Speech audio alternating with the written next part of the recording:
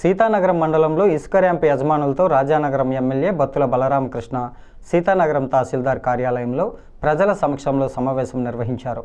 ఇసుక రవాణా విషయంలో నిబంధనలు పాటించకపోతే లైసెన్సు రద్దు చేస్తామని హెచ్చరించారు. ఈ సందర్భంగా ఎమ్మెల్యే బత్తుల మాట్లాడుతూ ప్రజలకు ఉచిత ఇసుక అందించాలన్న ప్రభుత్వ పాలసీకి ఎవరూ తూట్లు పడవద్దని సూచించారు. ఇక నుంచి ప్రతి లారీ పైన ఇసుక లోడ్ అనంతరం బరకాలు కట్టాలి. లారీ డ్రైవర్లు రోడ్ల మీద వెళ్ళేటప్పుడు లారీలను అతివేగంతో నడుపుతున్నారు.